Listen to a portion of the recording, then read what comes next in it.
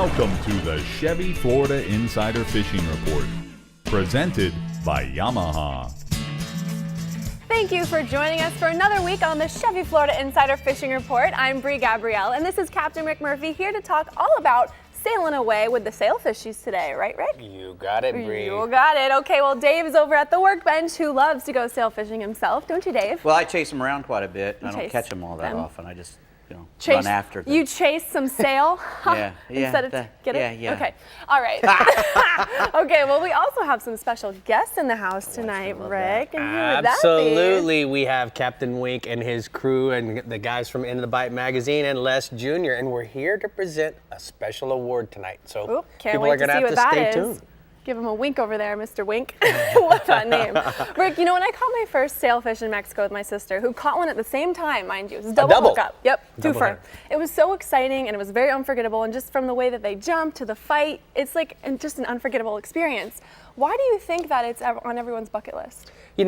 Exactly the way you described it, Brie, is the reason. And if you take a look at the Marlin magazine pictures, that's what you remember. In today's world of conservation, we don't kill the sailfish anymore. And if you look at this next picture, the way they really contort, and more importantly, how they can cover a lot of ground, it leaves an impression in your mind that you don't forget. And that's why girls like you, when you share it with somebody else, guess what? They want to go do it. They all want to be like you. Oh, well, thanks. They all want to be like you too, Rick.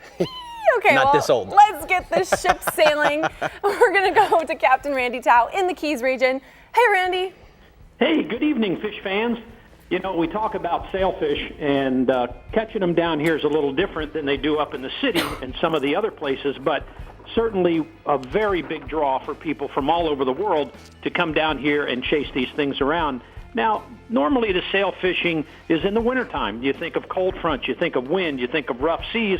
That's when you go sail fishing. Well, it's not always like that down here. Our sail fishing this winter was a little slow, but we're kind of making up for it right now. The last couple of weeks, we've actually had a pretty good run of sailfish, mainly due to the conditions. And the conditions are really key when you're going to go sail fishing. And those are current, blue water, and the ingredients of that with a wind direction. That's what makes these things really get active and start biting. And right now, we've got a strong northeast current, and that's going up paralleling the reef right now. And it's blue water, and the sailfish are biting. Captain Paul Ross caught 3 yesterday on his charter boat, the Relentless, had a Bud Mary's. And here we are. Most guys are going dolphin fishing, and we've got sailfish. And also, this time of year, some of the things that we really look forward to are the tailing conditions, where you'll get a color change, where the water will go from green to powder blue to a dark blue. And in that powder water, you'll see these sailfish up on the surface swimming. And it happens a lot more toward the Middle Keys and Key West. We had that scenario about 2 weeks ago, just a little short from the big final sailfish tournament we had last week, but some phenomenal fishing down there. Double digits you'll have when the conditions get like that. But here again, if we wait for those conditions, and they're key, but live ballyhoo is kind of the best bet for us down here. We've got a lot of bait on the reef, and if you'd like to slow troll those, that's one of the main baits that we use to catch them, and also flying the kites. A goggle eye, a threadfin herring in the kite is ideal, and anywhere from Conch Reef down to Key West right now, you could probably find a sailfish. All right, Randy, before we go any further, I want to take a look at the navionics from your region, and you set it up perfect, bub. You're talking about Conch Reef. Now, guys, understand that when you have a lot of habitat underneath the surface here, it's a place where the bait likes to congregate. More importantly, just like Randy described, you have a blue water to have pushed in here along the edge, and more importantly, as you get that northeast current, the bait gets pushed along the drop-offs, and you can tell by these sonar soundings that navionics provides to us that right on that drop-off is where those fish are going to be. They're going to always be where the groceries are, and that's today's navionics. All right, Randy, what else you got for us offshore? Here we are into the late spring, and guys are going offshore looking for dolphin. Dolphin's a big draw this time of year, and just like the sailfish, where people come in the winter, people come in the spring and the summer to chase dolphin. And anywhere from about 500 to 600, from what I've been hearing from the guys dolphin fishing, has been pretty good. There's been a lot of floating debris for some reason. It's usually later in the summer we get a lot of debris, but right now there's trees and crates and different things floating, and they're going to be holding some real nice dolphin. The bird activity is starting to get a little better each day, and here again, those conditions where we were looking for blue water and current, it applies out there as well. When we have that current running strong and we've got that blue water, and we have an area off Isla Mirada called the South Rips. It's a lot of broken up bottom out there, out at about 600 feet, and it goes to the west down off of Marathon, and a lot of guys will start in that area and work their way south. Now, most of the dolphin that you're going to find are feeding into the current. They like to feed into that current, so you want to troll to the south and bank to the west so that you're not running parallel to the fish. You want to be able to cut them off so you get a chance to get a bite. Now, being prepared is the key. Having your rods ready, having bait ready so that when you see that bird or you see a piece of debris, you can instantly grab a rod and cast to it, and that'll make the difference in your day of catching them or not. All right, let's go inshore. The inshore fishing, you're going to hear me talk about bonefish. I'm really, not that they're my favorite fish, but I'm kind of excited they're around because we've had a real lull in the bone fishing the last few years. They're making a little comeback right now, pretty strong. I've talked to quite a few different guys. Young Captain Richard Black, one of the premier guides out of Lorelei, he goes bone fishing all the time, and he was telling me it's getting better every day, and he's catching some nice fish. He's caught some in the 13-pound range, but it seems to be pretty consistent now, a lot more than it was in the past a few years ago. You may fish all day and never see one, but they're coming back. They're starting to show up on the ocean side. They're starting to show up in the backcountry. A light spinning rod with a shrimp or a crab is ideal to get these fish to bite. I also talked to Captain Dave Dankert, another guide out of the Lorelei. He was telling me there were lots of bones in the backcountry a couple of days ago. They caught 5 one morning, and then they went tarpon fishing. So certainly a good news with the bonefish coming back, and it'd be nice to chase them around. The tarpon, here we are, tarpon season. You know, the tarpon are all around the bridges. They're not as thick in the backcountry as we had, but they're making up for it around the bridges and on the oceanside flats. Plenty of fish. Most of the guys are catching them on live bait right now, live mullet, or a mullet on the bottom as well. They're getting some of their best bites. Now, the bridges are holding pretty good right now from the Upper Keys around Channel 2 all the way down to Bahia Honda. And these guys are also finding plenty of fish on the ocean side. If you're a fly fisherman, now's the time to come down and take advantage of sight fishing with a fly rod on the ocean side as these fish make their southern migration. I've got a photo sent in from Pablo Rodriguez, a Lower Keys guide, and he was fishing with Les Jr. from Contender, and this is a tarpon they caught a couple days ago. All right, great job, Randy. We're going to go ahead and take a look at the La Jolla hotspots from the Florida Keys region. Inshore tarpon, look around the bridges from Isla Mirada to Marathon, fish live mullet for those tarpon. That's going to be the best result. And then offshore, yellowtails anchor in 60 to 80 feet of water, chum with a large hole chum bag, and be patient. Use a 1/16 of an ounce hookup with a small piece of fresh cut bait. Hey, that guy looked familiar. What was his name? Les? Les. Yeah, you get more for less. Get more. Aw. Now it's time to tell you guys about some tournaments in the Florida Keys. This weekend's Isla Mirada Spring Classic is a new family tournament that features 9 targeted Gulf and backcountry species. Trophies are to be offered to top boats in weight and release categories, as well as private vessel and charter divisions. The Nick Sheehan Dolphin Rodeo, set for May 1st to the 3rd in Isla Mirada, benefits a namesake community scholarship fund. Among cash prizes is $25,000 to the angler catching a dolphin that beats the state record. Marathon's Tarponian Tournament is scheduled May 3rd through the 6th. Rules mandate teams fish with a different captain each evening and rotate among 3 major marathon bridge channels, so potential hotspots are shared. This Florida Keys Dolphin Championship, scheduled for May 15th to the 17th, allows anglers to weigh in at 5 locations from Miami to Key West. There's more than $1,000 in prizes. And now, let's hear from our trusty Andy Newman in the Keys. Let's hear it. Hi guys, it's spring and dolphin is certainly a prime targeted species in the Florida Keys. And Marathon's 9th annual Bull and Cow Dolphin Tournament is set for April 30th through May 3rd. It will be headquartered at the Hyatt Place Ferrell Blanco Resort and Yacht Club. There's a guaranteed $10,000 cash prize for the team that catches the largest bull and cow dolphin combined. And if the field of boats reaches 85, that first place prize increases to $20,000. There are other awards as well. Now, for more details, go to bowlandcowtournament.com, and for more information on the Florida Keys, it's flakeys.com. Back to you in the studio. Well, you heard it from the man, Greg. Moving on up the coast, Jimbo Thomas from the Southeast region is on the line to give you the scoop. That's right. We have some of the best sail fishing in the world right here in the Southeast region, up in the city, as Randy likes to call it. And unlike some of the exotic locations where the fish are 20 to 50 miles offshore, we're only fishing 2 to 3 miles offshore. Now, we catch sails throughout the year, but December through May are the peak months, and finding blue water and North Current are the key factors when we're looking for sails, just like in the Keys. And we like to network with other fishermen up and down the coast, try and find out where the best water conditions can be found. Now, the most effective way to target sails is with live herrings, goggle eyes, sardines, and pilchards fished under a kite in 80 to 250 feet of water. And if there isn't enough wind for the kite, try slow trolling or drifting those live baits. That'll get the bite.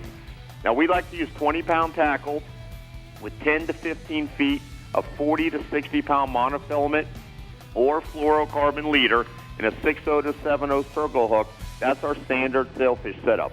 Now, lately, the sail bite's been kind of inconsistent, mainly due to the lack of north current. On the days that the current has been moving, the bite has been decent in the 100 to 180 foot range. And I know we're talking about tagging fish, and aboard the Thomas Flyer, we tried to tag all the sailfish that we catch. And by the way, sailfish are an eligible species in this weekend's Yamaha Contender Miami Sport Fishing Tournament. Now, another eligible species in the tournament is kingfish, and some nice ones have begun to show up in the last week. We've been finding these kings, which have been anywhere from 8 to 30 pounds in 80 to 150 foot of water throughout the region, and we've been getting the most bites on live herrings, pilchards, and goggle eyes fished under the kite and on the flat line. And also, a few of the bites have been coming off the mid-depth deep line that is being fished 30 to 50 feet below the surface. Now, I got a picture here. This is Lexi and Jim with a pair of 18 to 20-pound kings that were caught aboard the Thomas Flyer earlier in the week. Some nice ones there. Hopefully, we can catch those during the tournament. Pretty work, Jimbo. Let's go inshore, bud. You got it. There's been some nice-sized sea trout being caught in South and North Biscayne Bay. The South Bay, the best areas have been on the grass flats on the west side of the bay from Matheson Hammock south to Gables by the Sea, and then in the North Bay from Venetian Causeway north to Hulliver Inlet. Look for areas with heavy seagrass and 3 to 8 feet of water and fish with a 1/4 ounce red hook-up jig head and a 3 to 4 inch Gulf shrimp in any color. Or if you can find some small pilchards or pinfish, fish them under a Cajun Thunder float. Captain Alan Sherman aboard Get 'em Charters, he's been fishing the north end of the bay, finding trout in the 4 to 5 pound range, and says that the key to successful trout fishing is to find the grass flats that are holding the bait. He's been looking for the terns and the gulls that have been working over schools of bait, and the bait has been mostly small pilchards and glass minnows. That's where you're going to find these trout. Also, in the last couple of days, the bonefish and permit fishing has really picked up, says Captain Joe Gonzalez, who's a good friend of the show. He's been finding these bonefish on the flats from Soldier's Key south of Caesars Creek. They've been on top of the flats mudding on the outgoing tides. Then there's been some big permit around the Ragged Keys areas on the incoming tides. The permit have been in the channels as well as the hard bottom flats on the ocean side. He's been fishing the bonefish with shrimp and small crabs. In the permit, he's been fishing them with small to medium-sized crabs and crab pattern flies. Now, Captain Joe, he's also a top permit tagger with Project Permit, sponsored by Costa Del Mar for the bonefish and tarpon truss. And if you catch a permit or any other fish with a tag in it, for that matter, make sure to report it. That's the only way this information is going to get back to the scientists. All right, great report from the Captain Harry Southeast Jimbo. We're going to go ahead and take a look at the First National Banks of South Florida hotspots. Inshore, look for the sea trout in North Biscayne Bay on any of the grass flats that are holding bait and fish them with small live baits under a Cajun Thunder. And then offshore, fish in 80 to 250 feet of water with live herring and pilchards for a mixed bag of kingfish and sailfish, blackfin tunas, and mahi. Now, Dave, we got something new that we're going to do 8 times this year in the next 26 weeks or so. So let's talk about the King Sailfish tagging data report. Well, man, I didn't even have to remember that. Thank you very much. Well, you know, the Billfish Foundation started in 1986, and they started this big tagging program about 13 years later. And what they do is they go out there and they try to put tags in a bunch of billfish to study them and see how we can conserve them and see where they're going and how big they get, because billfish don't live in captivity. So if you can't put one in a cage and watch it and see how it's going to do. We have to put tags in. So they've tagged over 220,000 fish, and we're going to try to track them each week. And each week we're going to do a different fish and show you where they went. This fish here, we're talking about this conch reef down in Key Largo. They tagged a fish down there on April 12th. The angler, Mr. Sean McMullen, and that just shows you, they can put a tag in, and that thing will go all over the place. But this in here, they show you, Fish Track sent us their sea surface temperature in. On the same day. The same day that they caught that fish, they shows the little place where they tagged it, and you can see that little area of blue water in there, that warmer water. It's mixing with the orange cold water and even the hotter water offshore. That's a perfect little temperature inside. 76 degrees. And that's where those sailfish were stacking up. All right, so tell us about this one. Well, way up off of the Carolinas. Well, this just shows you how far they can go. And it means, just because we tag a fish here doesn't mean he's not going to go into international waters. This fish was tagged up off North Carolina by Finn Gaddy, and it was at large for 329 days. That was almost a full year he was out swimming around, and they caught him down there off Cuba over 1,000 miles later, and about a year it took him to go down there. But they can go across the ocean, they can go up and down. So it's very important that our regulations cover all those different countries, because if we don't regulate them from wherever they are, they can hammer them down south somewhere and they're going to hurt us up here. So this just shows you that these fish go all over the place, and we need to keep an eye on them. And that's I'm what really this looking billfish, forward to that, Dave. Well, that's what this tagging thing this does. year with King Sailfish and their fish data report. All right, man. That was really neat, guys. I hope there's an app for that. There's an app for everything. All right, well, coming up on the Chevy Florida Insider Fishing Report, we're visiting the Panhandle region and going off the deep end with Dave. Also, don't miss our award for Captain of the Year. Don't sail away. We'll be right back. The Chevy Florida Insider Fishing Report is brought to you by Chevy, find new roads. Yamaha, reliability starts here. Contender Boats, performance through innovation. Humminbird, simply, clearly, better. Decks and Docks Lumber Company, Florida's dock and seawall supplier. And King Sailfish Mounts, www.kingsailfish.com. Which car company is the first and only to offer built-in 4G LTE Wi-Fi in cars, trucks, and crossovers? Ranking from top to bottom. I'm going to say Mercedes is the innovator. BMW just because they're pricey. The final answer? Chevy. This model has the Wi-Fi in it? Yep. That's the dream, to have Wi-Fi in the car. Get cash back for 15% of the MSRP on select 2015 models. That's over $3,100 on the Chevy Cruze. Find new roads at your local Chevy dealer. Yamaha's next generation V6 4-strokes are changing the game. Mid-range power was awesome. Fuel, the burn, it's unbelievable. Couldn't believe the speed and the fuel economy is pretty impressive. I couldn't believe the power. It was like it was more like doing a quarter mile on a drag strip. And them things are like, it's a whole nother game. So I made the switch.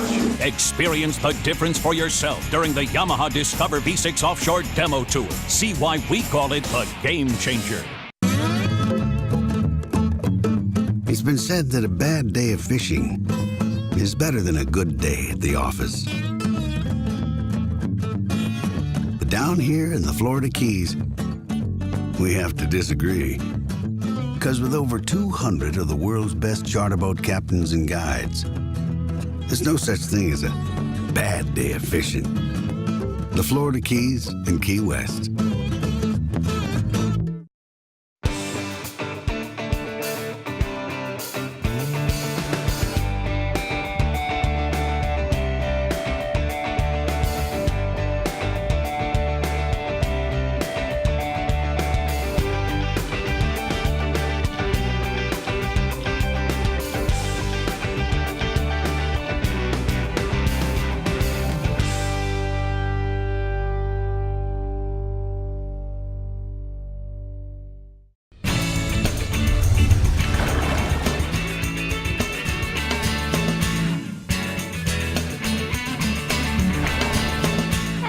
time to go over the news and notes from the FWC.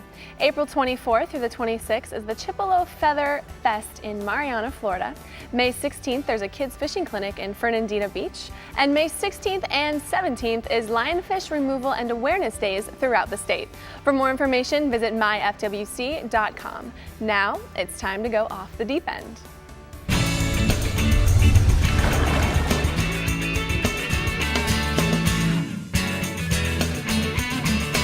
Well, we're over here at the CCA Workbench, and Hummingbird every week takes us off the deep end, Dave. That's a good name, that off the deep end. It is. That was a great idea you had back 10 years ago. It was a long time ago. All right, speaking of present day. Well, we were talking about the sailfish, and one of the reasons why the sailfish is one of our favorite billfish is it's so accessible. You know, like Jimbo was saying, they're fishing for them 2 or 3 miles off the beach. They're very close to shore. They're a continental shelf species, so that's probably the first billfish you're going to run across if you go fishing offshore is the sailfish, because they're close to shore. You know, blue marlins and white marlins swim a little further offshore, so that's what makes that sailfish so good. And he's a little fella in Florida. They don't get much bigger than 50, 60 pounds. You know, sometimes they go a little bigger, but that's rare. So they're little fellas, and you can catch them on all the same tackle you use to catch dolphins and wahoos, and it's even really heavier than you really need, because you can catch these sailfish on 20-pound gear, 20-pound test line. A lot of the tournaments even use 12-pound test line and spinning reels. And the keys. This is a little conventional Machaira 1011 SEA. It's perfect for a 20-pound test line. Matched up with a Solitaire rod, and it's 12 to 20 pounds. So be perfect for anybody. You can pitch with that thing. You can troll little ballyhoos with it. And that's how. It's another good thing about them is you can fish for them in a lot of different ways. In Florida, there's primarily 3 different zones and different ways we fish for them. In the east central part of the state, on the Atlantic coast, from let's say Cape Canaveral down to West Palm, we troll dead ballyhoos. We pull these big dredges. The dreaded dredge came from the east central Florida, and we pull them with these things on them, or we rig them up 3 in a row with big mullets and ballyhoos, 100 baits on them sometimes. So they'll use these to pull them and tease them up close to the boat where we can pitch them little ballyhoos. Right. And you have to do that up north because we have to cover a lot of ground. And the further south you get, the fish start bunching up, and the fellas start, instead of trolling, they'll put kites out where they're sitting, because the fish are in usually a zone between 100 and 120 or 120 to 200 feet, and they'll park out there and they'll put 2 kites up, 3 baits under each kite, and a couple of flat lines, so they can cover the whole water column from all the way down deep up to the surface with live baits, on the top with a kite with a live bait and no leader in the water. It's deadly effective on sailfish that are moving up and down in that water depth. Yeah. And those guys, you go down there and try to troll, and you'll get crushed, because you just can't compete with those guys. Some guys can. The really good guys will go down there and do it, but I can't. And then, and even the further south you go, down in the Keys, they'll do this thing called the run and gun, where they'll find the sailfish up in that powder blue water, showering ballyhoos and whatnot, and they'll run over there and toss live ballyhoos on spinning gear right into the fray, and that's almost an automatic hookup in those places. You know what's so amazing is what you just said, describing sailfish in the state of Florida. We went from 120 feet of water to 250 back in, and now we're as tight as 60 to 90 in the lower Keys. Even closer sometimes. They'll get right up into the reef on the perfect days. You can really see them up in there cutting in real shallow water, and that's a very special time. And what's another good thing about them is they usually run in packs. You very seldom catch one, so you can catch 2 or 3 at a time, and that's always a big deal. When you got little sailfish dancing around out there, 2 or 3 of them at a time. So they're friendly fish. They like company. Yeah, they do. And I like them better when there's more of them, because they get more aggressive. The more fish there are, they start fighting over the baits and stuff, and you get a lot more hookups that way if you run into packs of them versus a solitary one. Well, our pack time is up. Yeah, well, So, Brie? Did I talk fast enough that time? Speaking of solitary, Miss Solitary over here. Okay, let's say hi to Captain Pat Deneen in the Panhandle region. What's going on up there, Pat? Hey, Brie, we find sailfish off the Panhandle pretty much spring through fall. Every year, a few are seen along the beaches by the covey fishermen. I haven't seen one yet this year, but I know a few that have been seen. Majority of the sails are caught kind of randomly during the summer by fishermen targeting kings around the bait schools and over nearshore structure. the past several years, sailfish numbers seem to be increasing in our waters. The best time to target the sailfish is usually September and October, offshore the southwest edge and south towards the nipple and the 131 hole. Troll small ballyhoos and use daisy chain teasers, dredges, and spreader bars to bring them to the back of the boat. Fish sizes vary from very small juveniles to fully mature fish. The sailfish off the Panhandle have been caught pretty much from paddleboards, kayaks, center consoles, big battle wagons. So, you don't have to go too far to find them, but it's kind of a happen-chance catch. There's a photo there, Grasshopper. He's wiring a sailfish caught off the out of here a couple of years ago. That's a pretty cool picture. That is cool, Pat. All right, what else is cool in the Panhandle region? The king mackerel. The past couple of weeks, the kings have been very good, and it continues to keep being on fire. Throughout the region, kings are being caught at the pier from boats, slow trolling, live cigar minnows, and herrings. And if you're fishing from a boat, target your efforts over the 40 to 80 foot of water. And also just outside the area pass is Captain Sean Chalker of Bar Hopping Charters over in Indian Pass. He reports a really good bite on the outgoing tide, fishing the tide line, fish the clean water side of that tide line when the bay water's pushed up against the Gulf water. In St. Andrews, there's been plenty of fish caught off the tip of the West Jetty on the incoming tide, casting baits and gotcha lures. And so far this season started off great, and it continues to be good. A lot of fish over 30 pounds and plenty of 12 to 15 pounders. Moving inshore, the speckled trout bite, it's picking up in the Panhandle, particularly in St. Joe Bay and also in Santa Rosa Sound. Those two water bodies that don't get a whole lot of freshwater inflow from all the rain we've been having. In St. Joe Bay, fish the potholes in the channels south of Black's Island. Use a live shrimp under a popping cork or even a DOA shrimp under a cork. And if you want to cover ground prospecting, cast suspending baits like the Meridine or a Bass Assassin Sea Shad on a jig head. In the Sound, Captain Wes Rozier, he's been finding schools of trout. He's fishing the residential docks between Bob Sykes Bridge and Gulf Breeze, and between Gulf Breeze and the Bar Bridge. He reports the fish are concentrated, so if you get a bite, drop your power pole, fish that area thoroughly. Once they quit getting bites, move on to find the next little group of fish, and he's reporting fish up to about 3 pounds. And then finally inshore, the pompano fishing this season has been very, very good, and they've totally filled out throughout the whole region, all the way from Cape San Blas to Perdido Key. Set fishermen are getting them from the beach, fishing 2-hook dropper rigs baited with sand fleas, and a lot of them are putting a small little orange cork or a pink cork just above their bait to keep it off the bottom where it's more visible to the pompano and also away from the crabs. Off the pier, the most popular technique is to jig fish using cream-colored head jigs with a yellow, pink, or chartreuse tails.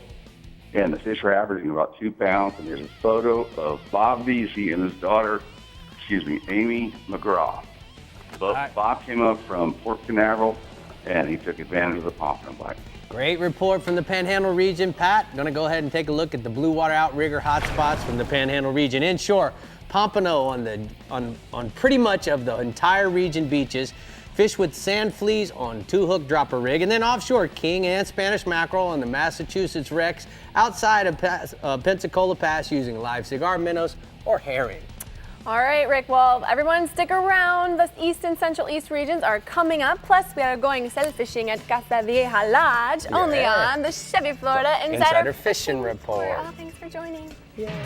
The Chevy Florida Insider Fishing Report is brought to you by Bass Assassin and Saltwater Assassin, the best lures, period. Blue Water Outriggers, everything for your outdoor adventures. Guy Harvey Clothing by AFTCO. Drummond Community Bank. Costa Sunglasses. See what's out there. And Casa Vieja Lodge, 5-star angling in beautiful Guatemala. I'm Captain Rick Murphy, and I'm a life member of CCA. Why am I so involved with CCA, you ask? Because I want our fisheries to be in better shape for my kids and their kids. CCA is working to ensure the future of recreational fisheries and the rights of recreational anglers. The future of fishing starts today with you. How do you want to leave things with your kids? If you're like me, you'll want to make the right choice and go to joinccaflorida.com right now.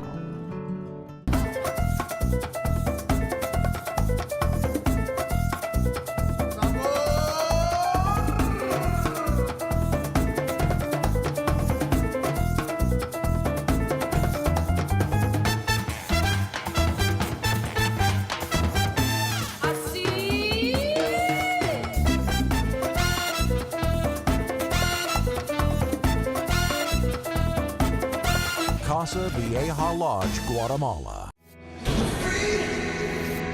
What does high-strength, roll-formed steel look like? Like this. Chevy Silverado. High-strength steel for high-strength dependability. Get $6,500 total value on this Silverado. Plus, Chevy owners get an additional $2,500. Plus 1 year of Sirius XM with every MLB game. See your local Chevy dealer today. Fish Stock, the total saltwater experience, returns to New Smyrna Beach this Memorial Day weekend. Bring the whole gang to Riverside Park for an incredible family experience. Tournaments, boat shows, seminars, kids clinics, and the Fish Stock 5K Fun Run. Put your skills to the test in the Redfish Trout Challenge. And new this year, Boston Whaler and Marine Max offer $2,500 cash for the largest fish caught each day in the Offshore Striker Tournament. Don't miss out on the fun. Visit fishstock.com to register. Now, Brie, you know that when it comes to sail fishing, my favorite place in the whole entire world is Casa Vieja Lodge in Guatemala. And I know you've never been there, but I want to take you there right now. I will go right now.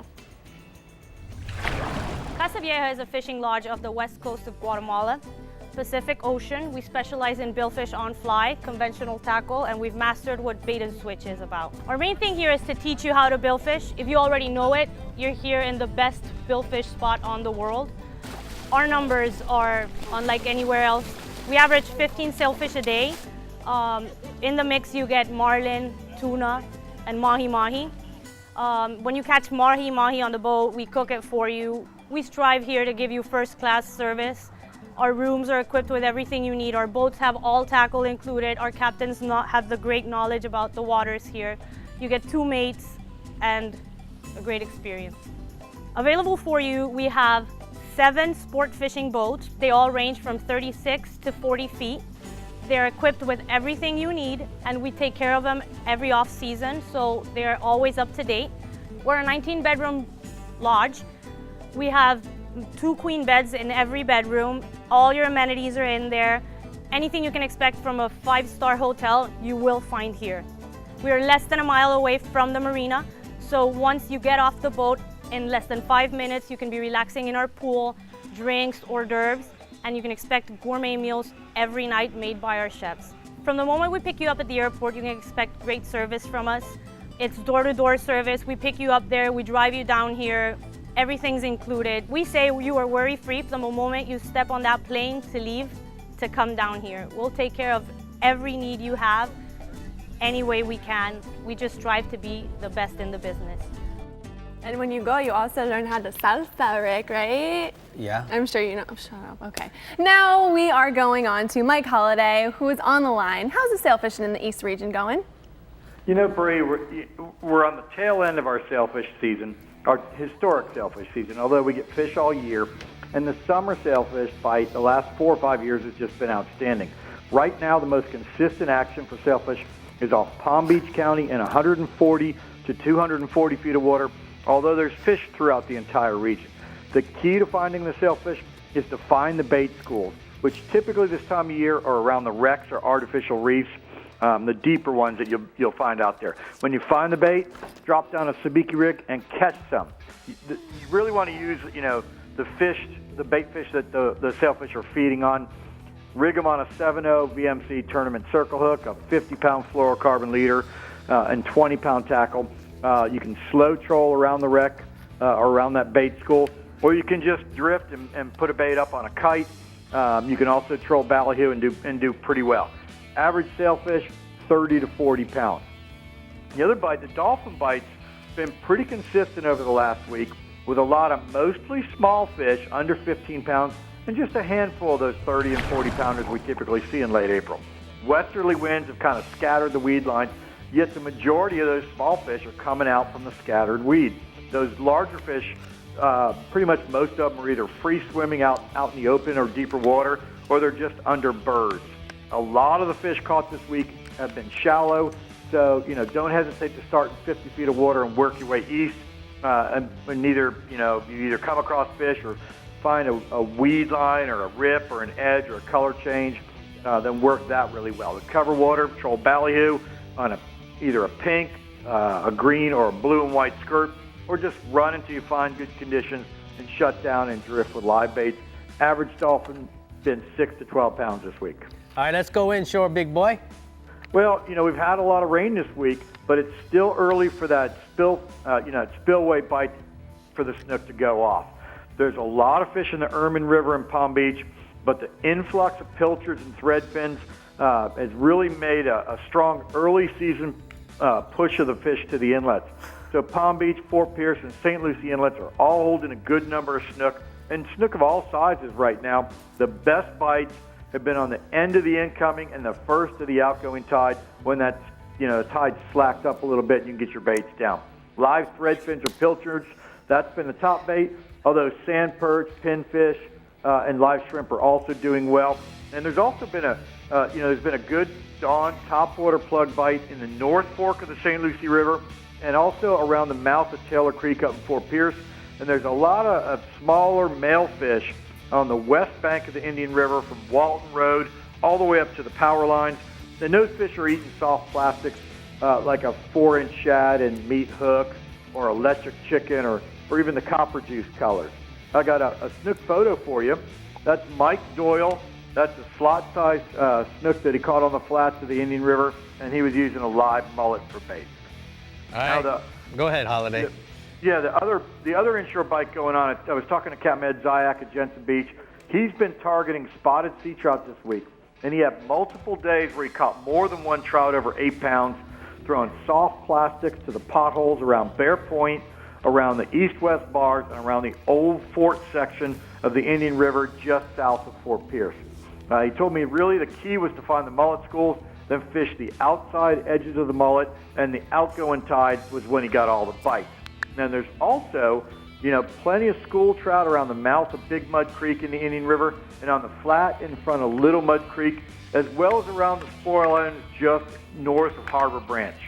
Live shrimp or pinfish are great baits. You can free line them, fish them under a cork, or you can throw a Bass Assassin, rattling cork on top of that and suspend them a little bit. You can also, throw soft plastic, a drunk monkey colored 5-inch shad with a 1/8 ounce jig head is just money on the trout right now. Average sea trout is 2 to 4 pounds. All right, Mike, just like always, we got to go bass fishing, so what you got? Well, it seems like we skipped spring this year and went straight into summer, and that's what the bass seem to be thinking right now. As hot as it's been this week, the bite on the Stick Marsh Farm 13 Reservoir in Fellsmere has been early. It's been from dawn to about 10:30, maybe 11 o'clock in the morning. The best action has been right at first light. I was talking to Captain Dean Hedman of One Castaway Guide Service. He said the topwater bite's been outstanding. The earlier the better. So as soon as you get a little bit of light, start throwing topwater. You can work chug bugs along the edges of the grass, or throw frogs or logger toads or dye dappers or elite shiners way up into the grass and work them through the potholes. And the fish are, blow the baits up as they go through the potholes. Pause them a little bit. In those potholes, you get more bites. Fish the Farm 13 side, concentrating on the deeper holes or moving water. And you can also throw 8-inch tap-out worms, rigged Senko style in either June bug or blueberry colors. And then, in the middle of the day, if you want the bite, you're going to have to fish live shiners along the edges of the eelgrass. Dean was telling me average bite right now is, 15 to 20 fish a morning, up to 6 pounds. All right, great report from the Decks and Docks East region. Mike, I'm going to go ahead and take a look at the hot spots from the East region. Inshore, spotted sea trout along the docks from Midway Road to Savannah Road. Live shrimp, topwater plugs, and Houdini colored 5-inch shads will work well for those. And then offshore mutton snappers, 70, 90 feet of water from Jupiter to Hobe Sound, pilchard, squids, or crabs on a 50-foot fluorocarbon leader, Brie. I believe some of that is what you just poked me with while we were listening to Mike, wasn't it? Yeah, it was a bass. Oh, thank you, thank you. I just wanted to make sure it's still working. Yeah, it definitely still works. All right, it's Captain Jim Ross's time to shine in the Central East region. Let's go.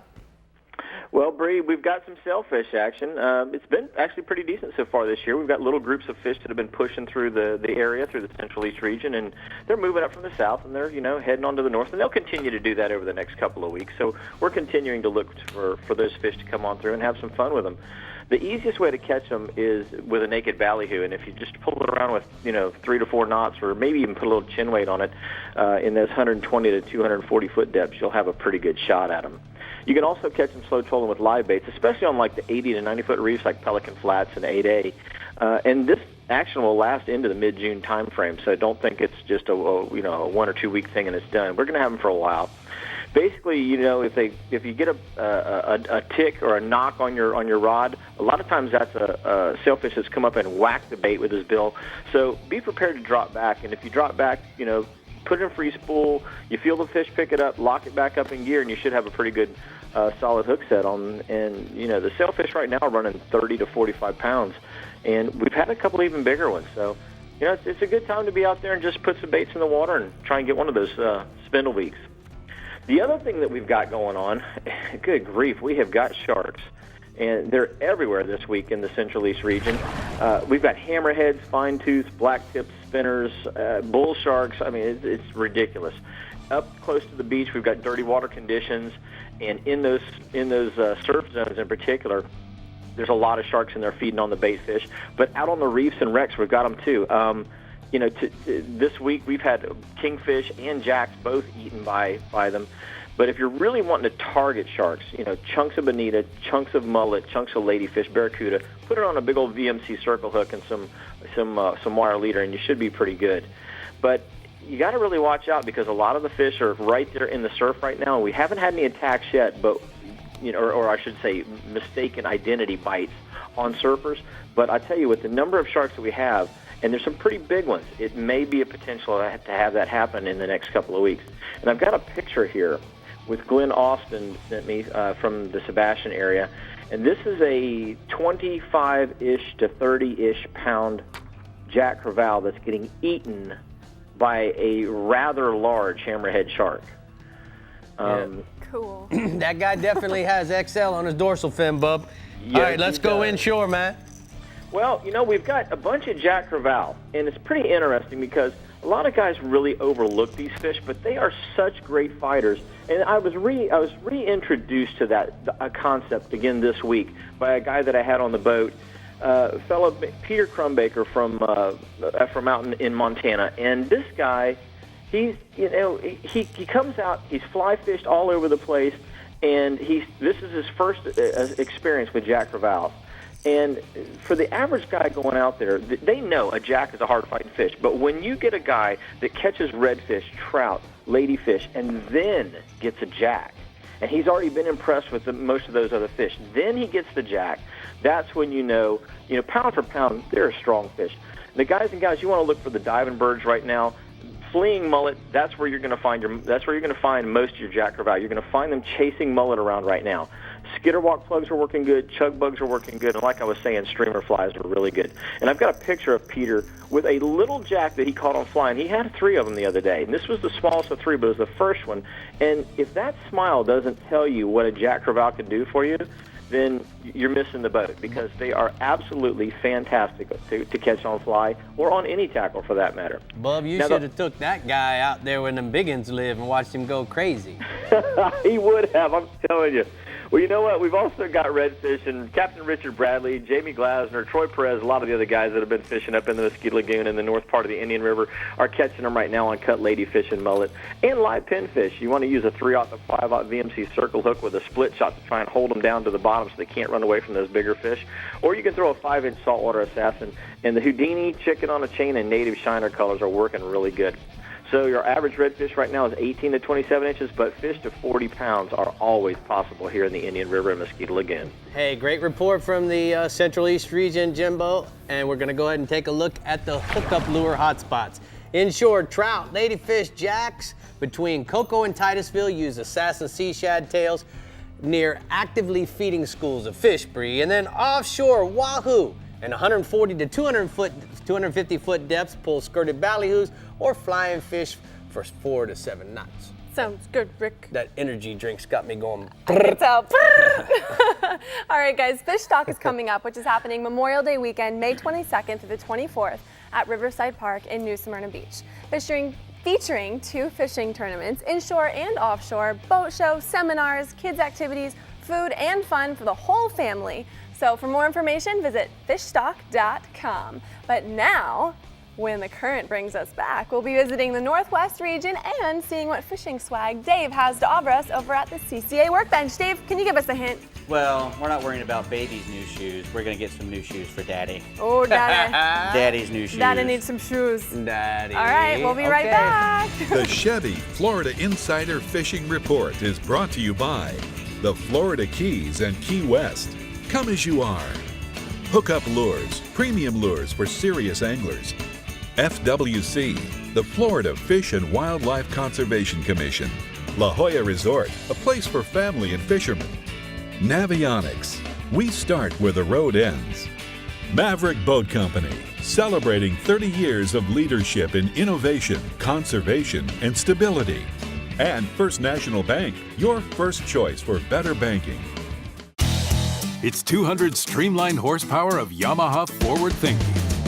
The all-new F200 inline 4-stroke. Whether you're an offshore angler, pontoon cruiser, bay boater, or walleye hunter, the responsive and fuel-efficient F200 combines amazing power and versatility in one incredibly compact and lightweight package. The all-new F200. Legendary Yamaha reliability and the freedom of forward thinking. You know there's more to it than luck. There's fishing the right bait, the water temperature, the wind, the season, and then there's the boat. We'll put it simply, the boat matters. To own a Contender is to own the best sport fishing boat on the market, period. Contender offers the most comprehensive model range with bigger, faster, and more fuel-efficient boats than the competition. There's only one choice for serious anglers. Contender Boats. Performance through innovation. Hey, you remember when we were hanging out last night? You know, me, you, Gail. That's my girl. You guys are awesome. And then you went to bed. I was tired. You were super tired. And then it was just me and Gail. Mm-hmm. Alone.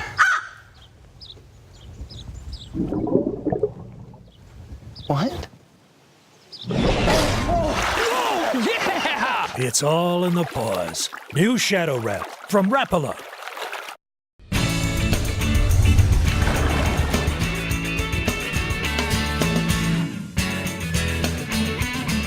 We're over here at the CCA Workbench. Dave, new products. Man, you got them today. Yeah, well, there's a bunch of stuff here. All right, so what are you doing? We're going to start with the Rugged Sharks shoes. Those are the starboards. I've liked these things for a long time. I'm trying to get them to sponsor us. Hey, how'd that be cool, wouldn't it? That would be so cool. Well, the Rugged Shark guys, these are the new starboards. They have the really good non-marking sole on the bottom. These are part of their H2 Flow Vent series, which means they got a lot of vents in the sides on the bottom so that they drain really quickly and easily. They got a nice EVA foam inside. They also, they've went with the whole deal about having these, don't have to worry about, you know, lacing up your shoes. You got these little doodads that come down tight and keep everything tight, and then you don't have laces flopping around either when you're done. Yeah, that's and cool. Especially if you're wiring fish or messing around the cockpit, the last thing you want is something hanging off your foot and getting tangled up. They're a good-looking shoe, too. You know, and they're really comfortable, too, and they stick. And they stick for a long time. So, you know, Rugged Shark, they make good stuff. RuggedShark.com, and go there and check them out. Yeah, they make good stuff. Call me. We'll put you on these seats. Exactly.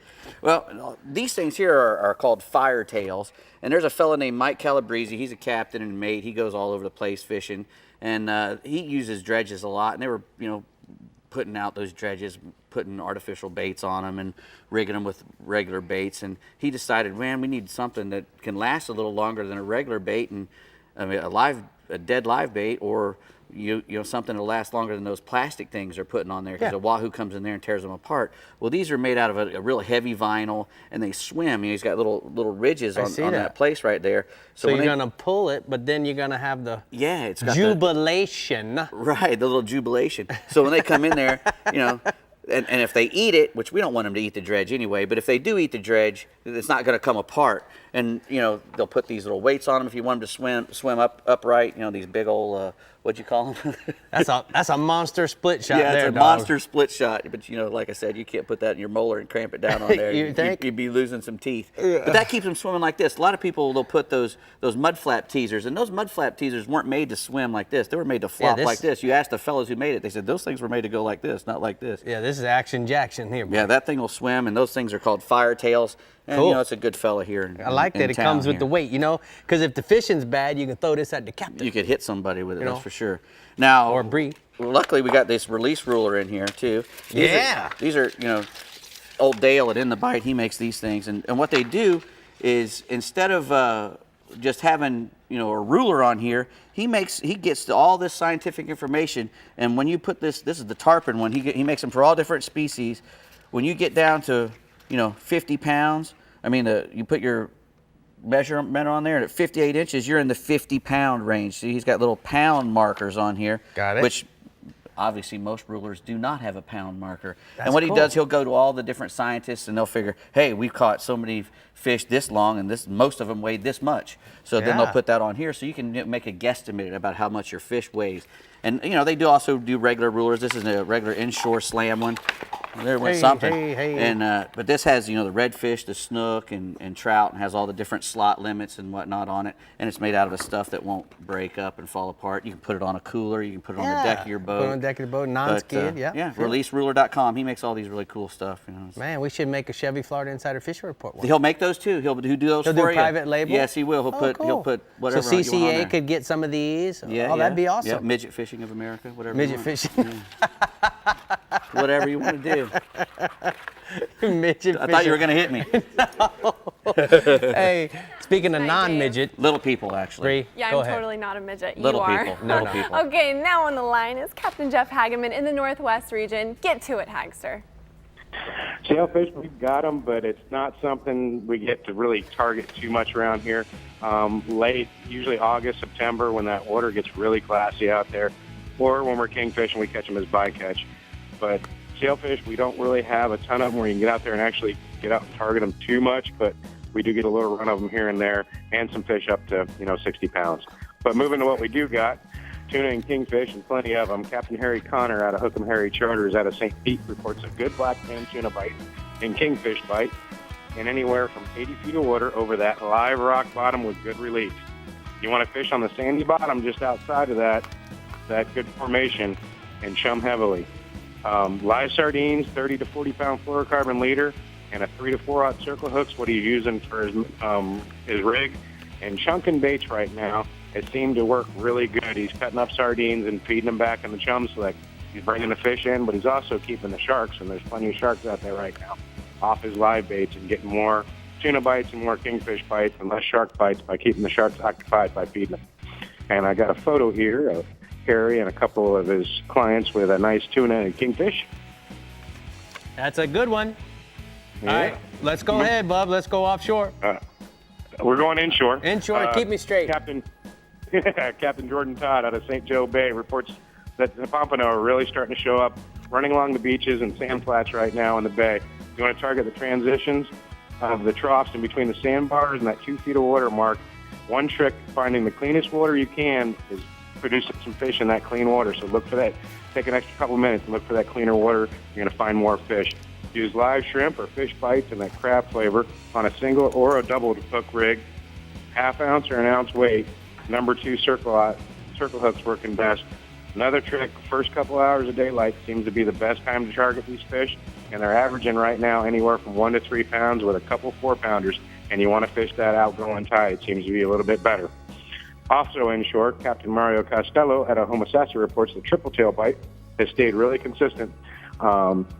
He's seeing them around crab trap buoys, anywhere in 15 to 25 feet of water, most always facing into the current.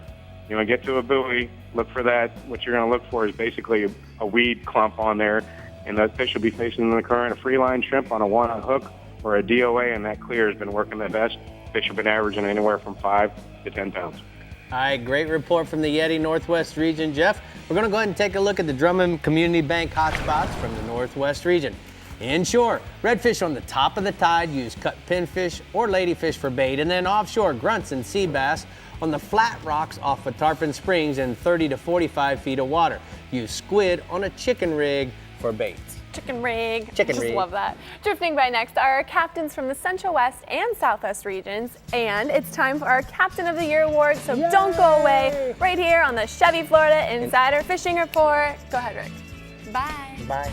The Chevy Florida Insider Fishing Report is brought to you by Rapala. Catch the latest at Rapala.com. Startron, cures and prevents ethanol fuel problems. Yeti Coolers, built for the wild. CCA Florida, the voice of recreational anglers for over 30 years. Guy Harvey, marine wildlife artist and conservationist. And Sea Sucker, vacuum mounting systems. Serious fishermen demand quality equipment on their boats and on shore. That's why Florida boaters have trusted Decks and Docks for over 20 years for dock lumber, hardware, and accessories. Tough products that stand up to the roughest environments, and elegance to please the most discerning homeowner tastes. Decks and Docks, supplying waterfront customers with lumber, decking, and seawall, with 10 locations across Florida.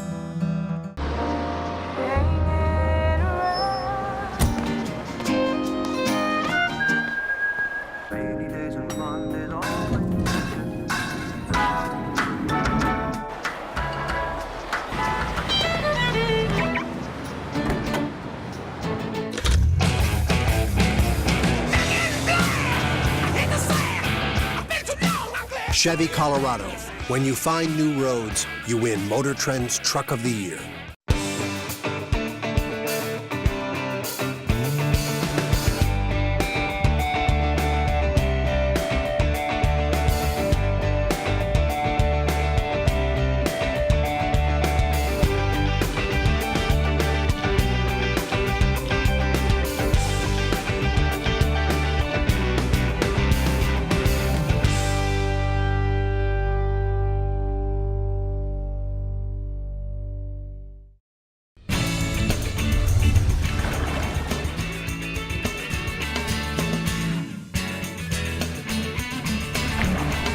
Today at PowerPole headquarters with your tip of the week. I really want to go over this PowerPole smartphone app with you. It's now available on iPhone devices as well as Android. This app's loaded with features. It allows you to fully customize your PowerPole shallow water anchor. It allows you to register your device along with any accessories you may purchase. It's got theft recovery options. It's got diagnostics, tech support, all right within the app. Once you download the app on the iPhone store or the Google Play Store, you can connect to the system, explore all that features and benefits that are packed within this app, and I promise you, you'll have fun using it. Well, guys, we've been talking all show about the end of the bite Captain of the Year, and here's our captain, Captain Wink Doerzbacher. And here from Contender Boats, Les Jr., you guys are the sponsor of this Captain of the Year. We are. So why don't you make the presentation? Yeah, no problem. Captain Wink, on behalf of Contender Boats, I'd like to congratulate you for winning the 2014 Contender Boats Florida Division in the Bite Magazine Captain of the Year Award. You guys beat out over 100 other teams. That's quite an achievement, so congratulations. Thank you very much. Absolutely. And it's a privilege and a pleasure to get this. Thank you. So Wink, if you don't mind, I'm going to take that off your hand, Dale. I'm going to hand that to you. So why don't you tell me, you won Captain of the Year 2013 and 14, a repeat captain. Tell me what it takes to do that. It takes an awesome crew. My anglers, Fred and Nancy Hardwork, which are my bosses, Mark Swartz and Tom Russell, my two mates, John Mead and Russell Frederick, my tower guy, Hunter, and now, how many tournaments did you guys participate in? about a dozen maybe or more and I for both noticed years. that I saw, I mean, obviously we got so much stuff, but I noticed here, out of 8 out of those 11 tournaments, you either placed first or second with your team and crew. They did absolutely fabulous. It's to their credit that I'm here. All right, so why don't you tell me, what technique did you use? Were you kite fishing, trolling ballyhoo, or deadbait fishing? Trolling, deadbait, ballyhoo. All right, yes, so that's consistently we do that. We do that when we fun fish, which we're practicing all the time, and then we don't have to change anything when we go to a tournament. We're doing the same exact thing, so there's no change. It's all consistency. So you've seen, obviously, the show's broken down into 9 regions. Where did you catch most of these fish? I would say from Cape Canaveral to Boca. All right, so out of the 8 or 11 or 12 tournaments, how many fish would you estimate that you caught? I'm not going to hold you to the exact number. I think we caught 150 overall for the season. So if a guy wants to catch a sailfish, themed sailfish this week, what kind of advice would you give him at the Captain of the Year? Go sail fishing. Look for current rips, color changes. What is it that you really look for? Oh, somebody that was running their own boat, not just wanting to go. Sure. You go look for conditions, go get good information, make sure your information's valid. You do your homework, and just like anything, you go out and put your baits out and go fishing. Well, on behalf of Contender Boats, I want to congratulate you from the Chevy Florida Insider Fishing Report. Now, Brie, I want to congratulate you because you're the host of the Mostest. I'm the hostess of the Mostest. Yes. Thanks, Rick. Well, thanks, Wink, for being here. Congratulations. But moving on, the one and only Captain Jeff Page from the Central West region is here to give us the inside scoop. Go ahead, Jeff. Okay, you guys, I just want to say, Captain Rick Murphy, you're my Captain of the Year every year. Oh, thank you, Captain Page. All right. Although the Startron Starbright Central West region may not be known for the big late winter, early spring sailfish run like it is over on the East Coast, we still have a pretty good predictable bite in March and April, and they are usually a lot closer in than you would think. Close enough that most bay boats can get to them. The key factor is finding the big schools of thread fins, which kingfish are feeding on as well. So it's a pretty good chance that while you're out kingfishing, you can catch a sailfish or vice versa. So the same baits apply: slow troll thread fins, free lined as well, lipped plugs like X-Wraps, or the ballyhoo rigs that your man Wink was just talking about. And I've got a real nice photo tonight of Captain Ryan Rowland and his mate Cajun. They run the Outrigger sport fishing charters out of Marina Jack with a real nice sailfish they got last week. That's a great picture, Jeffrey. All right, what else you got for me offshore? Species 2, blackfin tuna remains strong. I know I showed a picture last week. Captain Eric White of Legacy Charters out of Venice said the blackfins are in 50 to 85 feet of water, and the key for Eric has been he's been finding big schools of Spanish sardines up on top of the water, showering, spraying, and what he's doing is he's anchoring up. He's running out a couple flat lines with either cigar minnows or Spanish sardines, and the tunas are averaging 10 to 20 pounds. I got a photo tonight of Captain Eric with a nice blackfin he got day before yesterday. What a beautiful day he had to go fishing, huh, Buff? Yes, sir. Inshore? Yes, sir. Snook? Lots of good snook fishing going on throughout the entire region in a variety of ways to catch them. First, the easiest, of course, live free-line pilchards. Cast it out on most of your mangrove points in Bull and Turtle Bay once the tide has started to come in for a little while. That's been the key. To the north, the oyster bars in Terracea Bay and all the barrier islands out in front of Rattlesnake Key and Emerson Point are excellent spots to set up, power pole down, and start throwing out some live pilchards. As far as lures go, top water plugs like bone, chartreuse, skitterwalk, casted in the glass minnows and mullet schools around Longbar Point, have been producing nice upper slot snook, and also the stretch of mangroves from Bishop's Harbor to Joe's Bay. I got a last photo tonight of our man, Stacy Capps, and his 3-year-old son, Canyon, with a 36-incher they got the other day. Wow, that a boy, Captain Capps. Keep those kids going, boy. All right. Last but not least, our favorite, the speckled trout.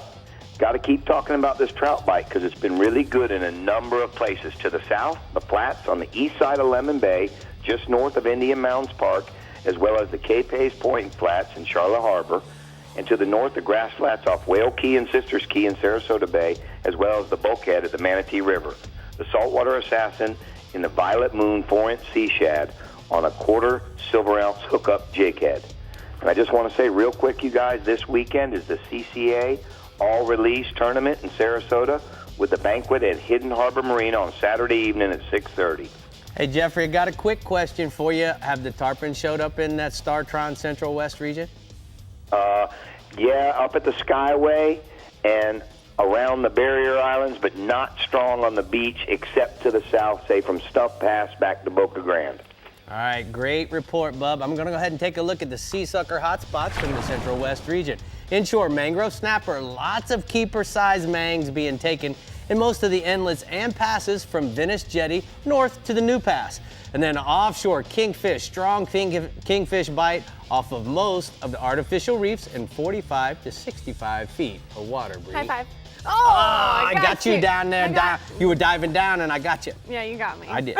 Captain Ronnie from the Southwest region is go waiting and ready to tell us all of his secrets. Right, Ronnie? Yes, like always, it's a pleasure being here. And unfortunately, sailfish is not common in the region, but we do have some good things going on. We'll start off with the permits. Now, what you want to do is you want to work a pattern actually throughout the region at this time of year, actually in the late September, depending upon water temperatures. And you want to concentrate right now on most noted wrecks, rock piles, towers. Basically, you want to fish some raised structure. And this bite can be a bite of patience on waiting for these fish, sometimes pulling up on these fish being there, or drifting or anchoring up and finding these fish on your bottom finder. But reports this week from Captain Mike Avanon have a good permit bite right now from Sanibel to Stump Pass, but it's a little bit different than the last couple of weeks. It's a little further out. We want to start at 80, but you can get all the way out to 30. The last couple of weeks has been 8 to 20. You simply want to anchor up or drift across the area with live crabs or shrimp, also fan casting bucktails, tipwood shrimp. Moderate weather reports have been better, but I've also received some reports as guys are running from different parts of structure to another piece of structure. There have been some migrating schools with hundreds of fish involved with these moving schools. Guys have been trying to catch them and drift with them. These fish have been a little tougher to catch, so the better reports have been coming off the structure.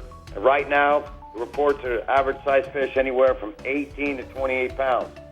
Now, I noticed Jeffrey in the northern end of the region was talking about the blackfin tunas. According to Captain Mike Avanon down here in the southern end of the region, the blackfin tuna bite has been moving through the area, and he's telling me most catches are being made actually while they're on their way out to snapper fish, while they're snapper fishing, and or on the way out grouper fishing or grouper fishing. And what he's telling me is you simply want to put out a couple flat lines with free line thread fins or blue runners anywhere right now from Marco Island to Fort Myers Beach. You know, the depths have been scattered, but he's telling me the fishing he's been doing has been 80 to 150 feet.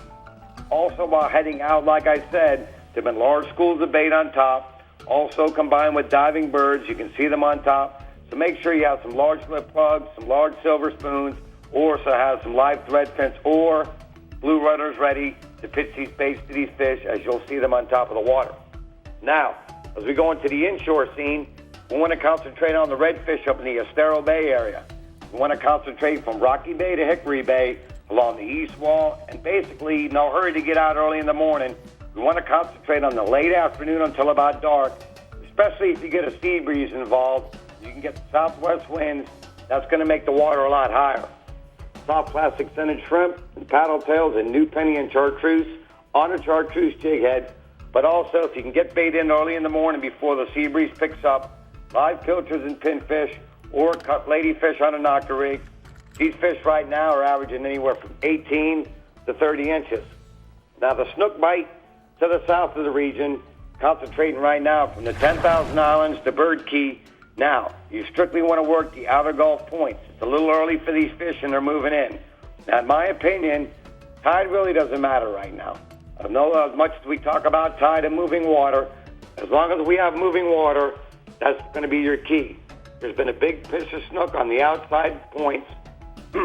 Some range right now from 18 to 24 inches, and then some are oversized, and you can get lucky enough to find some slot-sized fish. Seems to be artificials are working great. Topwater walk-the-dog lures in chartreuse, orange, and pink. Solid colors are working great. half-ounce to 3/4-ounce gold and silver spoons, the Bass Assassin root beer 4-inch paddle tails on a jig head, as well as live herring and pilchards relined under a cork. And I had some free time and was able to go out fishing with my brother. There's a prime example of some oversized snook up to 40 inches. Picture of myself and my brother spending some precious time together catching a snook down in the Everglades. And as I close, as you all will know, the CCA Star Tournament is supposed to kick off May 23rd, and it will consist of 100 days of fishing.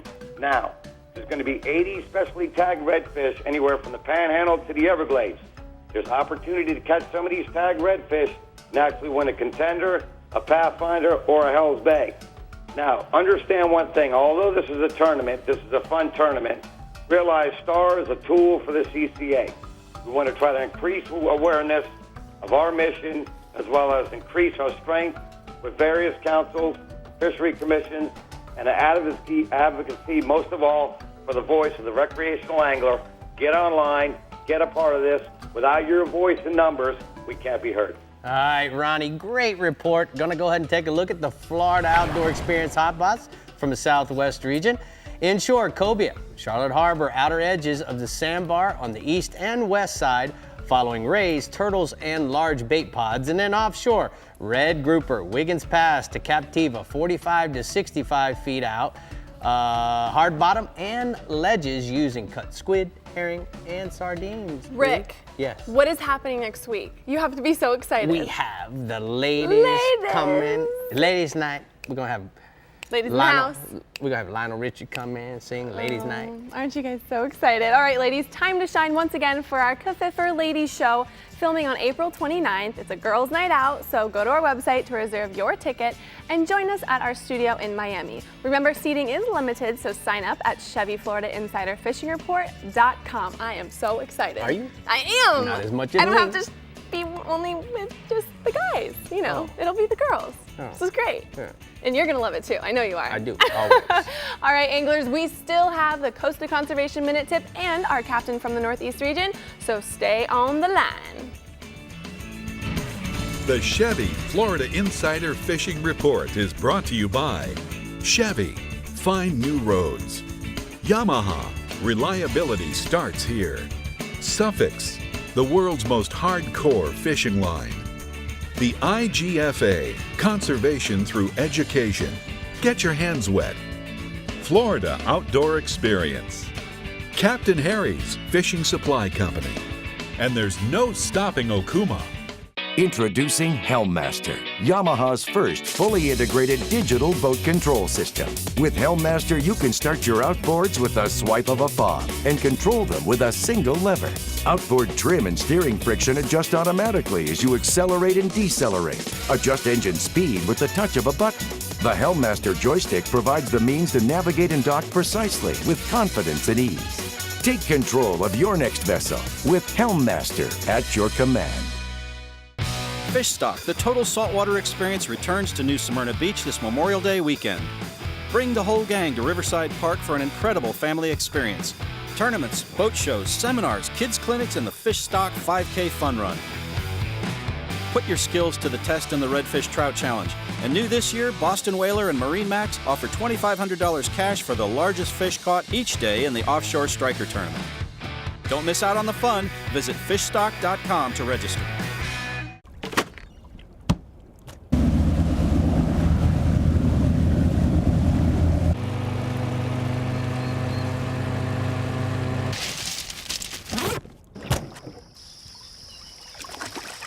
Introducing the Yeti Hopper. Leak-proof, ice for days, tough as nails. Built to go the extra mile, and then some.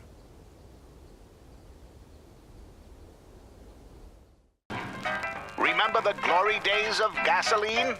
It's just not made the same anymore. Kick your gas into gear with StarTron. Pump up the performance in all of your engines. Cure the problems of ethanol with the power of enzymes. And maximize your mileage every time you drive. Kickstart your engines with StarTron. What does high strength, roll-formed steel look like? Like this. Chevy Silverado. High-strength steel for high-strength dependability.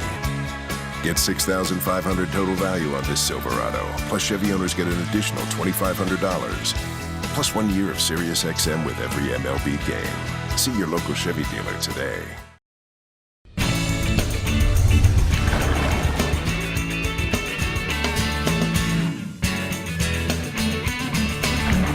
Today's Costa Conservation Minute is about retrieving the line when you're out there bill fishing. Now, years back, we went to practicing catch and release on billfish. We went to circle hooks. And now in a lot of tournaments, we have a 15-foot leader that we use. Unfortunately, what's happening is we will actually go out and cut that leader, leaving 10 or 12 feet of line and not cutting the leader close to the hook. The reason why that could potentially be a problem for that sailfish or any billfish, guys, is because it can get wrapped around their sail. It can get wrapped around his tail, get wrapped around a pectoral fin. So what I'd like to practice doing is to actually cut that line as close to the hook as we possibly can. If the fish is tired, we might be able to reach over and grab his bill using a long shank D-hooker like this one, and you can actually retrieve the hook. I think that this is going to be a better policy for releasing billfish, and that's today's Costa Conservation Minute. You know, Brie, Mike Holliday brought this to my attention, and he's 150% right. A lot of these tournaments, we run up and we grab the leader, and we just barely get into the 15 foot of leader, and then we break the fish off. And it's because certainly we're, trying to get back to fishing. But if we could just take another extra second, specifically on days when we're not tournament fishing, and cut that leader as close to the fish as we can. I don't want to beat the fish up any more than we have to. But remember, if you got 15 feet of leader and it's traveling against that fish's body, against that fish's body, what ends up happening is it irritates him. And it can potentially get wrapped around his tail as well. Yeah, well, protect and conserve. Hey, it's Earth Week this week. Did you know that? I did, of course. I know all those things because things. You text me all the time. I do. And tell me. Text you. Okay. Last but not least, we have Captain Tommy Derringer from the Northeast region with a pleasant surprise for us on the sailfish front. Isn't that right, Tommy? That's right. Hey, Brie. Hey, Rick. How you guys doing tonight? Good. How are you, Bubba? Doing good. Hey, even though this isn't the absolute best time of year for sailfish in my region, it is pretty good out there right now. Typically October through November is going to be our best month as the sailfish are traveling south. But right now they're heading north, and I spoke to one of our resident sailfish experts, Captain Jason Hadges from jhookfishingcharters.com, and he tells me that they're catching some nice sails right now just inside that main current edge in about 145 to 300 feet of water. Now, Captain Jason says the sailfish are a little lazy this time of year, so he'd like to slow it down to about 5.5 knots, and go a little lighter on the tackle, and especially a little lighter on the leader, using only about 40-pound fluorocarbon. Now, he likes to use a mullet or a rubber mullet dredge while trolling some naked ballyhoo. Now, he says using that setup, you're probably going to catch a few dolphins as well. The one key is going slow enough to get those ballyhoo to swim correctly, and you want them to look really lively. He says one of the things he always looks for when he's targeting sailfish are large schools of small flying fish, not the big ones. Now, if you see those bait schools, you're going to know that you're in the right place. Those fish are anywhere from 15 to up to 60 pounds, with most of those bigger fish coming from a little deeper water. Now, I got a photo here of Captain Tony Nesbitt along with Eric Lowry with a nice Northeast Florida sailfish they caught right along that current edge on a naked ballyhoo. What now, else? also offshore, Go ahead, the dolphin bite. Yeah, the dolphin bite is still good right now from the temperature break on out. I talked to quite a few people over the last week that have been averaging over 10 dolphin a trip, with some really good sized ones mixed in with some small ones as well. Now, there's still some wahoo and some really good sized blackfin tuna around in those same areas. Most of those guys are pulling islanders, sea stars, and mold crafts in pink and white or blue and white. Now, I got another picture here. This is Jason Grote, Ken Donaldson, and Captain Jordan Johnson with their 54-pound dolphin they caught in about 650 feet of water on a pink and white islander. That is an awesome picture. Wow, nice fish. Yeah, those guys were, they were really stoked about that fish. So now staying offshore still, I spoke to Captain Luke Thatcher from FishStAugustine.com, and he tells me the bottom fishing is good right now in about 100 feet on out to 21 bottom, with easy limits of beeliners, triggerfish, porgies, as well as a ton of big throwback red snapper. Captain Luke also tells me the cobia are starting to show up on those larger nearshore wrecks right now. So he says you want to approach those areas real slow because you might find a few cobia circling around on the surface above the wreck. And just one real quick note, also the cobia are starting to show up a little bit along the beaches right now, so watch that water temperature and get ready for those guys to be showing up pretty good here in the next couple of weeks. All right, tell me about the trout fishing. Yeah, tell me about it. Man, the trout fishing is getting better and better as things warm up here in our region. Now, we've been catching some bigger trout this week, and we've got this early morning outgoing tide this weekend, and it's going to be a great opportunity to get one of those big trout. I would target the shell bars along the ICW and the creek mouth, as well as any type of structure like docks, T-walls, jetties, any of that stuff throughout the entire region. The areas that are holding the mullet schools are going to be where those big trout will be. Now, a top water like a skitter walk or a subsurface plug is going to be a great choice, and those really big trout like to see just before and then just a little after the sun comes up, so you're going to want to get out there super, super early. Now, the slot-sized trout have been feeding pretty much all day long as that water's been moving.